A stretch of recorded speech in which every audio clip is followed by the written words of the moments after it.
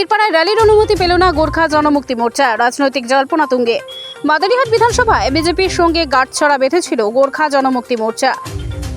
মোর্চা supremo Bimal Gurung মাদারিহাটের BJP প্রার্থী হিসেবে লক্ষণ লিম্বুর নাম সুপারিশ করেন এবং বিজেপি তা মেনে নেয়। বিমল নিজে লক্ষণের হয়ে ভোটের প্রচার করেন এবং শেষ পর্যন্ত লক্ষণ 40,000-এরও বেশি ভোটে জেতেন।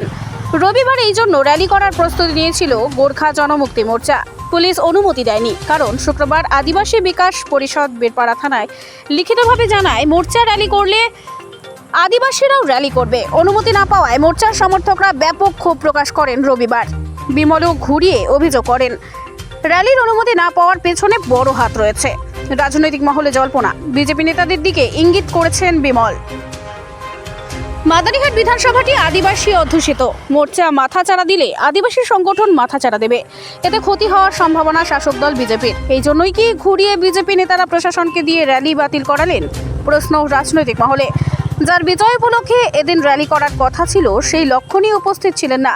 আমন্ত্রণ জানানো সত্ত্বেও অনুপস্থিত আলিপুরদুয়ারের বিজেপি সাংসদ মনোজ টিগ্গা। অবশ্য বিধায়ক লক্ষণ লিম্বু জানিয়েছেন তিনি বিধানসভায় অধিবেশনে যোগ দেওয়ার জন্য কলকাতায় রয়েছেন, এজন্যই তিনি যেতে পারেননি। তবে মোর্চার নিচুতলার কর্মী সমর্থকরা এদিন প্রকাশ্যেই মুখ খুলেছেন বিজেপির বিরুদ্ধে।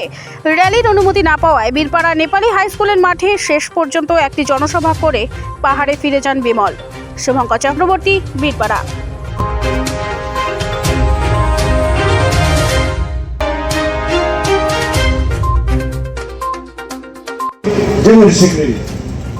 भोलि को दिन में संवैधानिक समाधान को तर्क वितर्क हुन्छ भने भारतीय जनता पार्टी मात्रै त्यहाँ बसेर डिस्कस हुँदैन। विमल गुरुङलाई बोलाउनै पर्छ, विमल गुरुङलाई बोलायो भने समाधान हुँदैन। अब यो चिज